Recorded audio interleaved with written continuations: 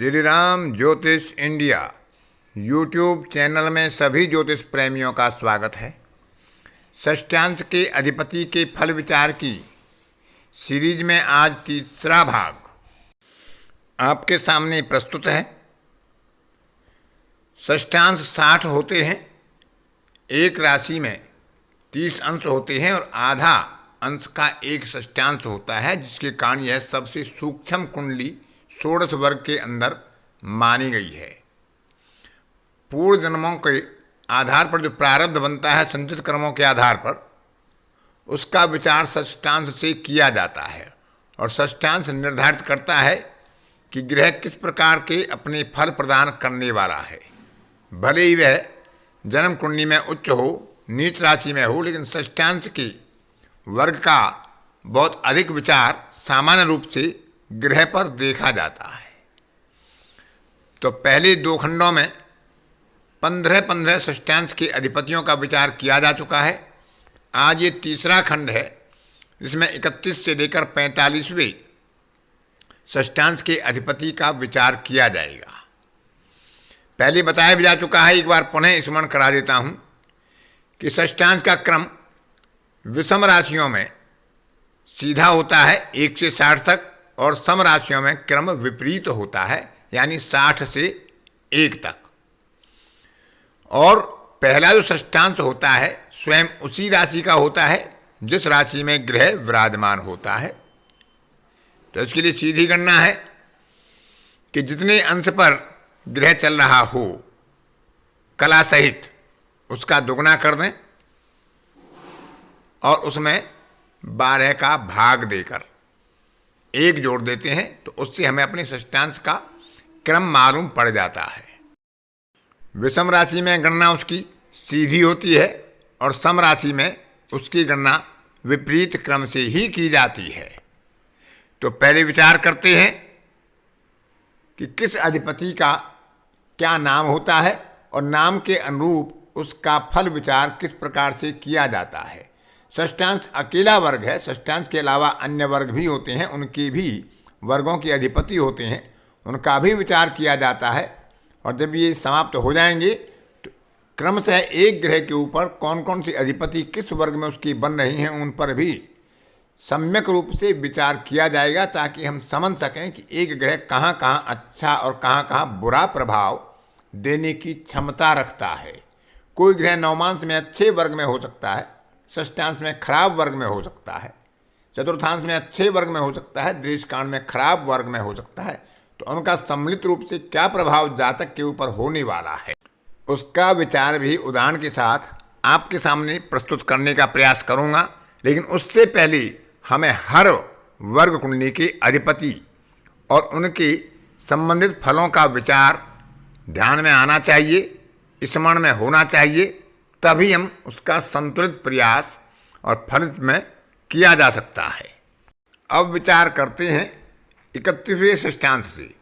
31वां षष्ठांश का नाम होता है मृत्यु। उसके आगे एम लिखा हुआ है, जिनके आगे एम लिखा होता है वो मेलेफिक होते हैं, यानी अशुभ होते हैं, पापी होते हैं।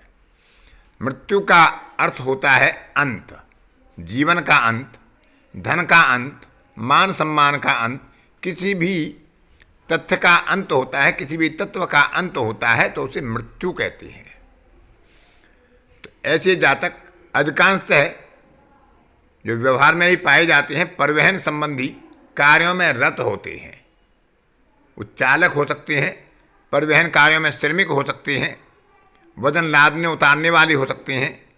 यदि उच्च श्रेणी में जाएं तो परिवहन को संचालन करने वाले प्रबंधक हो सकते हैं, परिचालक हो सकते हैं, यानी उनमें से अधिकांश का प्रभाव इस क्षेत्र में कार्य करते हुए पाया जाता है।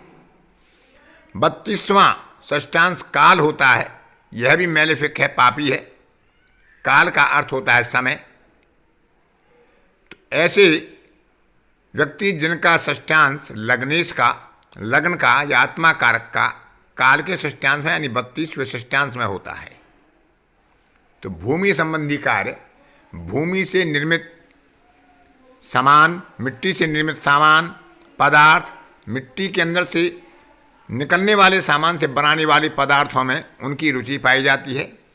वो भूमि से संबंधित खनिज कार्य कर सकते हैं, कुंभकारी का कार्य कर सकते हैं, क्रॉकरी आदि का निर्माण कर सकते हैं, इनके बेचने खरीदने का निर्माण आदि का कार्य कर सकते हैं, और खनिज पदार्थों में भी इनका व्यवसाय पाया जाता है।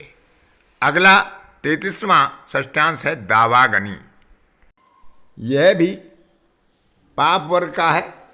इसका संबंध अग्नि से होता है और कृषि संबंधी कार्यों में, अनाज संबंधी कार्यों में इसका कार्य पाया जाता है। व्यक्ति कृषक हो सकता है, कृषि व्यापारी हो सकता है, आढ़ती हो सकता है, बीज का निर्माता, संग्रहकर्ता या विक्रेता हो सकता है। ऐसे कार्यों में दावाग्नि के षष्ठांश वाले व्यक्तियों को सफलता मिलती है। 34वां है घोर। यह भी पापी है। इसका अर्थ है भयंकर। शस्त्र संबंधी कार्य में ऐसा जातक रत होता है, आगे बढ़कर नए उद्यम की स्थापना करता है। थोक व्यापार आदि में ऐसे जातक सफलता प्राप्त करते हैं। 35वां षष्ठांश यम मेलिफिक है, पापी वर्ग है। ऐसा जातक अपने कर्तव्यों के प्रति निष्ठावान होता है। यम का मतलब होता है ऐसा देवता जो मृत्यु का देवता कहलाता है, लेकिन अपने कर्तव्यों के प्रति वह दृढ़ संकल्पित होता है, अपनी जिम्मेदारियों का पालन भली भांति करता है। प्लास्टिक के क्षेत्र में, रबड़, चर्म संबंधी क्षेत्र में ऐसे जातक सफलता पाते हैं या वहाँ पर कार्यों में रत पाए जा सकते हैं जिनकी लग्नेश, लग्न या आत्मा कारक का संबंध 35वें षष्ठांश से पाया जाता है। 36वां षष्ठांश कंटक मैलेफिक है, पापी है। कंटक का मतलब होता है कांटा, सूल। ऐसे जातक के जीवन में शत्रु बहुत अधिक पाए जाते हैं। नुकीले पदार्थ से संबंधित कार्य ऐसा जातक कर सकता है। शस्त्रधारी हो सकता है। कृषि में जो जुताई का कार्य होता है, जिसमें जो हल होता है, नुकीले पदार्थ जिसमें होते हैं, टिलर होता है, उसका निर्माण करने वाला या उसका उपयोग करने वाला, यानी जिसमें नुकीले पदार्थों का उपयोग होता हो, ऐसे क्षेत्र में ऐसा जातक कार्य कर सकता है। 37वां होता है सुधा। बेनिफिक है, शुभ है, जीवनदायिनी। ऐसा जातक शिक्षक, विद्वान, प्रोफेसर, वैद्य और जन कल्याण के कार्यों में रत होता है। शिक्षित होता है, विद्वान होता है और अपने नैतिक कर्तव्यों का पालन करता है, नैतिक जीवन जीता है और दूसरों को भी नैतिकता जीने की सलाह देता है। 38वां अमृत बेनिफिक, अमृतत्व प्रदान करता है। शोधकर्ता ऐसा व्यक्ति होता है, वैज्ञानिक होता है, जन सामान्य के कार्यों में रत होता है, सामाजिक सेवा में, रसायन शास्त्र में पारंगत होता है और उसके द्वारा किए गए कार्य लंबे समय तक लोगों की स्मृति में अमृतत्व को प्राप्त करते हैं। 39वां षष्ठांश पूर्ण चंद्र बेनिफिक है। शिक्षा संबंधी कार्यों में, प्रकाशन, मुद्रण, लेखन, पुस्तकालय आदि, पत्रकारिता आदि में ऐसा जातक कार्यरत होता है। अपने जीवन को संतुलित रूप से प्रगति के मार्ग पर ले जाता है। 40वां विषदग्ध मैलेफिक है।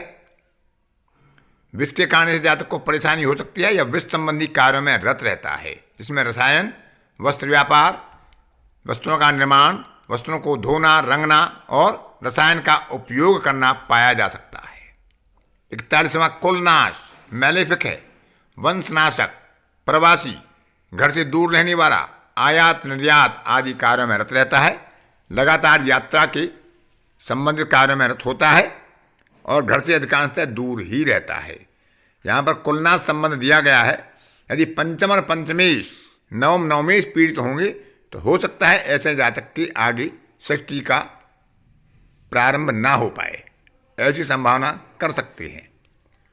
42वां वंश क्षय मैलेफिक है। वंश हानि, वंश क्षय का अर्थ होता है ऐसा जातक उच्च विद्वान होता है, धार्मिक संस्था आदि का अध्यक्ष होता है और ग्रस्त आदि कर्मों में उसकी रुचि सामान्यतः कम ही पाई जाती है।